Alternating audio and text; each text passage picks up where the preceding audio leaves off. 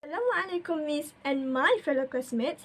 My name is AMIRA Natasha Binti Jafar. What topic we are going to discuss today?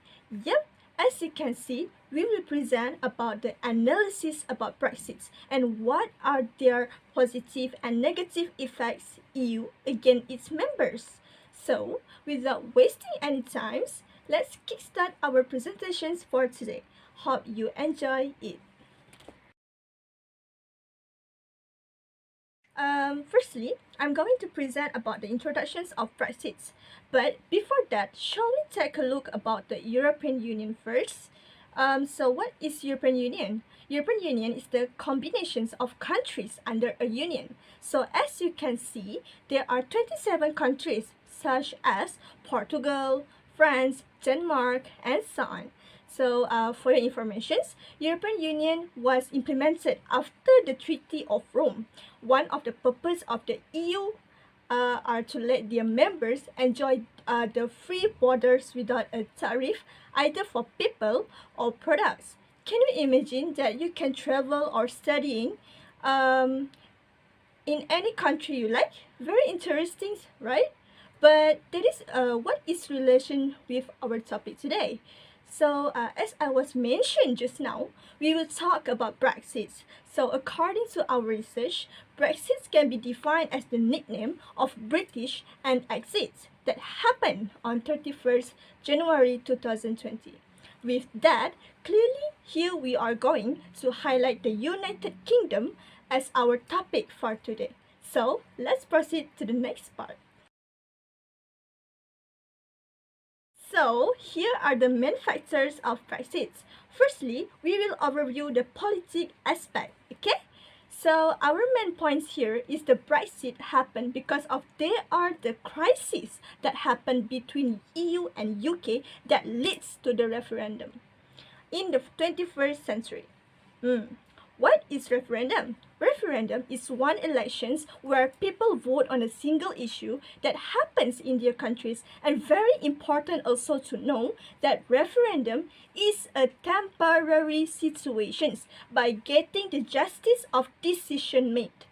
If you still don't understand what is referendum, you can read the example of a referendum that happened in Australia against the federal groups.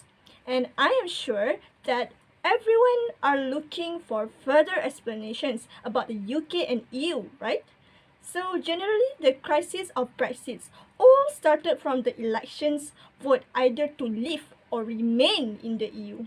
So according to the statistic, on voting result, there are 52% voters of votes to leave, which are votes from England and Wales citizens. Meanwhile, the remaining 48% votes to stay in the EU, which included Northern Ireland and Scotland citizens. So, the majority votes to leave the EU had won the elections. Next, shall we proceed to the main factors of economy?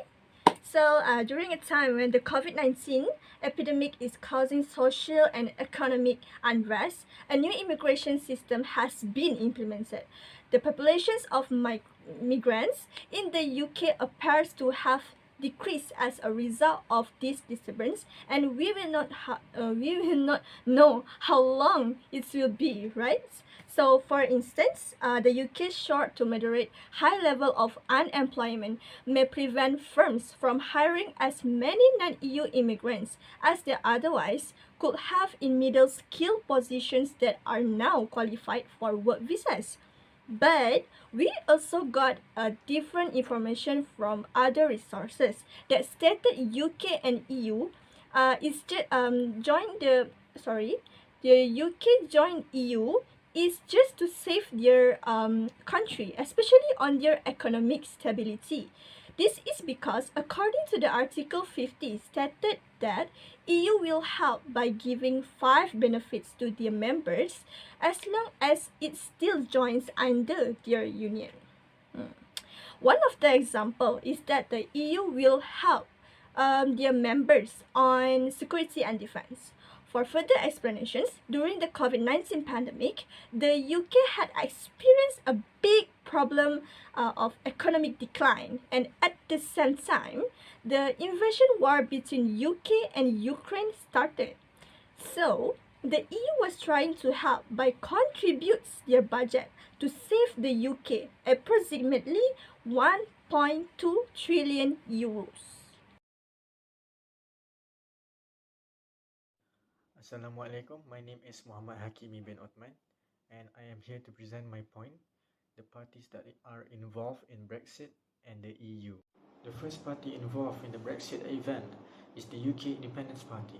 This party is a right-wing populist and receptive political party established in the United Kingdom. UKIP focuses on supporting the UK's exit from the European Union and fighting what they perceive as the delusion of British sovereignty and national identity. The general election in 2019 featured 44 candidates from UKIP. In the UK, they started to gather support in the 2010s. UKIP managed to gain over 3% of the national vote. However, UKIP's prominence diminished and the party crashed into hopelessness, trying to hold on to supporters under opposition. Next, we have the Brexit Party.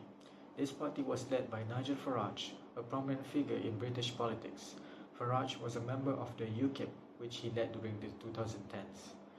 Apart from a manifesto, this party instead released what it referred to as a contract of the people, which means that if the Brexit Party were to win any seats in the election, this agreement was meant to outline the party's major policy recommendation for the incoming UK administrations. The next party involved is the Liberal Democrats UK. The party was created in the middle of the 19th century by the union of several liberal organizations. The Liberal Democrats fought for the UK to stay in the European Union. The party believed that the UK should be given the opportunity to have a final vote on the terms of the Brexit deal, since leaving the EU could be disastrous for the country on economic and social levels. They disapproved the government's intention to exit the EU without a deal, which it claimed would have disastrous effects on the UK. Next, we have the Scottish National Party SNP. During the 2016 Brexit referendum, the Scottish National Party SNP denied Brexit and pushed for Scotland to stay in the European Union. Following the decision, the SNP worked to lessen Scotland's suffering from Brexit. According to the SNP, joining the EU would benefit them with access to a market with more than 500 million consumers, allow for a free movement of people, products and services, and allow for participation in EU decision-making. In general, the SNP's vision for an independent Scotland as a member of the EU is founded on the conviction that such participation would provide many advantages, either from an economic or a political standpoint. And then we have the Conservative Party, which is one of the two main political parties in the United Kingdom. This group, known as the Tories, is well known for its centre-right political philosophy. Surprisingly, the Conservative Party was divided during the Brexit process over the question of leaving the European Union, with some members arguing for staying in the EU or pursuing a soft Brexit that would keep close ties with the EU. With a majority in Parliament, the Conservative Party ran for office in the 2019 UK general election on a platform of getting Brexit done. To conclude, the Conservative Party was a major instrument in the Brexit process, and for several years, the Conservative Party's stance on Brexit was a key political issue in the UK. Finally, we have the reason why Brexit happened. Post-World War II, multiple European leaders founded the EU. Their goal was to promote economic unity and collaboration in order to create a peaceful and prosperous Europe. Countries that are in the EU are Belgium, France, Germany, Italy, Luxembourg, and the Netherlands. The leaders were sad and distraught over the loss of the UK in the EU relating to Brexit. They have emphasized the importance of the EU as a valuable initiative that has contributed to the peace and prosperity and stability of the European continent, and that the UK's decision to leave the EU would result in the disadvantage for both the UK and the EU themselves. Assalamualaikum, my name is SYAKIR IMAN bin BAHRI. Now I'll explain about the theory that we found in Brexit, that is neoliberalism. The theory is a body of accepted belief or an organized framework for doing research. The difference between theory and practice, where specific concepts are tested, is sometimes used to define the former term. Because of Brexit, we have been thinking a lot about neoliberalism, and we see its influence in the current state of affairs. Neoliberalism is an ideology that has been developed in the study of foreign policy. The belief in the possibility and sustainability of international collaboration between states and the potential of such cooperation to reduce the frequency of conflict and rivalry is a defining feature of neoliberalism. The first principle of neoliberalism that was presented in the Brexit debate is a free market. Supporters of Brexit argue that leaving the European Union will allow the United Kingdom to pursue its own trade agreement with countries outside the EU. They believe that the EU trade policy was too restrictive and that the UK could negotiate better deals on its own. One example of this is the UK decision to negotiate a free trade agreement with Australia after leaving the EU. The agreement removed tariffs on a range of goods and services and is expected to boost trade between the two countries. For the second principle of neoliberalism that was presented in Brexit debate is privatization. Some supporters of Brexit argue that leaving the EU will allow the UK to privatize certain industry and services that were previously subject to EU regulation. One example of this is the UK decision to open up the National Health Service (NHS) to greater private sector involvement. The government has introduced a new model of healthcare delivery which allow private companies to bid for contract to provide service to NHS patients. For the third principle or the last principle is is present in the Brexit debate is minimal government intervention. Supporters of Brexit argue that leaving the EU would allow the UK to reduce its regulatory burden and promote economic growth by reducing government interference in the economy. One example of this is the UK decision to establish a new regulatory framework for financial services after leaving the EU. The government has introduced new regulations that are designed to be less burdensome on business, while still protecting consumers and promoting financial stability. In conclusion, neoliberalism is crucial to understanding the Brexit idea. Leaving the EU opened the door for the United Kingdom to pursue free trade deal, privatize some sector and service, and limit the role of government. Many people think it was a terrible idea for the UK to exit the European Union, but the UK has shown that it can propose economically even without assistance of the EU. That's all from me. Thank you.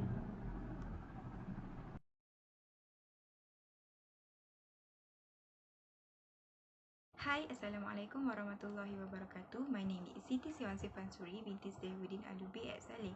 I would like to present about impacts, suggestion and recommendation based on politics. So, for the first positive side impact on politics after the left EU is policy changing. We know that they are not staying under EU is because they want to admit their own country. After they left EU, you can have their own rights in deciding new policy. In addition, EU no longer interfere with the policy changing. So that means they have their full power towards govern their own country, and they can change whether it is relevant or not for them. So they can admin their country without being controlled by EU policy that have been blocked their own voice before this, and what they are satisfied for, when they are still under EU, such like migration policy that making the rise issue that some of the countries are overpopulated. But even though it's good for them to leave EU, it also leaving the bad impact. Such example, they make the old people confused with the old policy that have been implemented for them for 47 years. Okay, so for the next negative impacts for Brexit is it is decreasing the trust of citizens toward governments. In a new policy that they try to change, the administrator or the government is still under chaos. even though they are free from any control, but there are still the contention happen in parliament. Do you still remember in previous slide when the majority win over minority, but the majority win is not a really big gap, so that the minority of laws still disagree towards this decision, and they are still the citizen.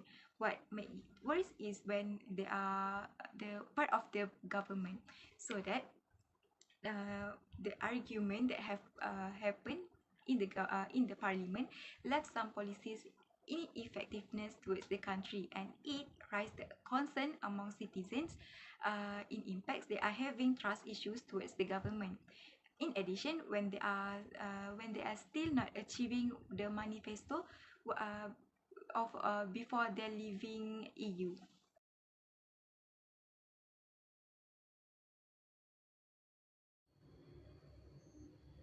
Assalamualaikum warahmatullahi wabarakatuh. My name is NAIM SYAHMI bin NAJIUB. So right now, I would like to continue my part, which is impact of Brexit towards the economy against the European Union trade deals. So firstly is high barrier trade costs. After the Brexit, where UK exited the European market and customs union, the cost of custom export declarations that businesses had to pay out is more than triple. Institute of Export and International Trade estimated that the number of cross-border movements of goods classed as exports and imports from the UK at the moment is 90 million. This is not only drives up the cost of trade, it is also harming smaller businesses that can't bear the added expenses. There are also potential costs involved at the border itself, which is also involves a larger pile of paperwork to ensure that they are complying with the customs requirements and regulations of the markets that they are selling to. All this cost is money when it comes to documentations and learning new exports procedures. Second is labor shortages. A number of reasons, including Brexit, have led to serious labour shortages in a number of sectors of the UK economy. It mostly because of the migrations. In Britain, the free migration movement has resulted in 330,000 worker shortage. Furthermore, serious labour shortages in the fields of health and social care, transportation, and hospitality led to some issues in other nations as well, but they actually have been more serious in Britain.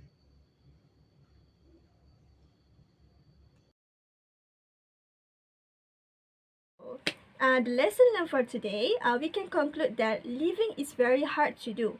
Yeah, a lot of people were saying that living was an easy process when it became one or a union. So if we look at the process on top here, it has a quite long process, right?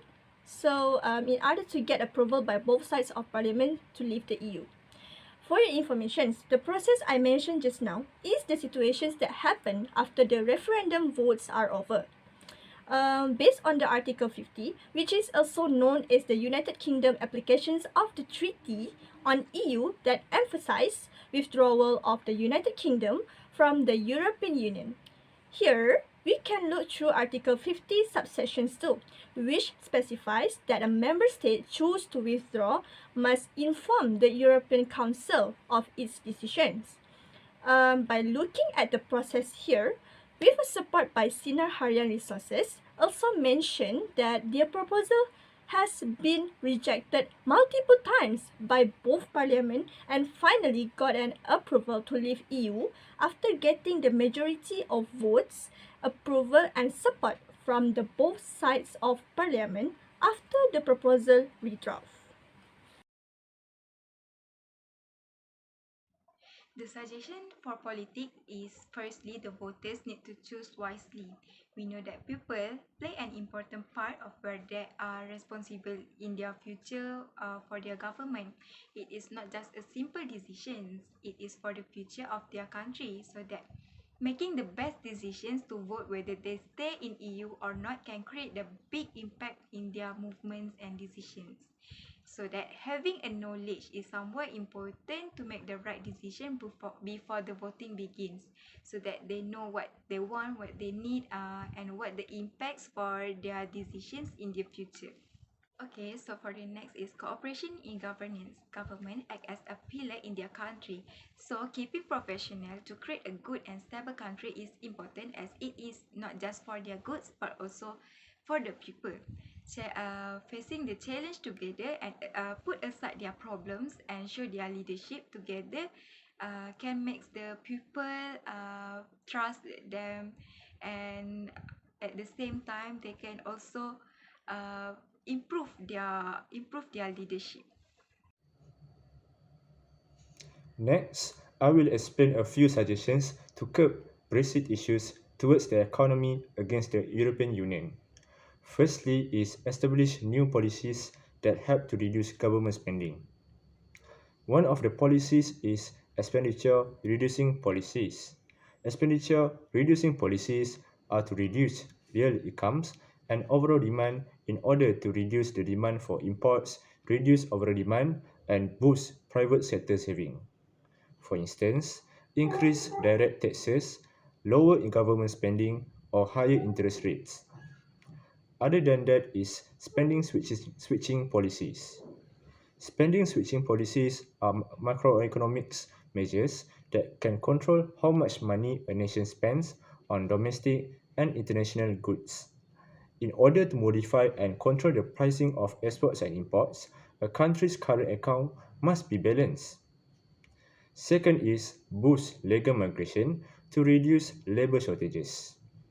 Giving them some hope for regular migration is the only way to successfully reduce labour shortages. Give them the chance to immigrate in accordance with the law via recognized legal channels. In areas of the UK labour market where there are currently shortages, such as in the sector of health and agriculture, the country can increase the number of work visas available to the individuals. So, let immigrants from other countries to come to the UK and work in these industries, where it benefits both European and the UK.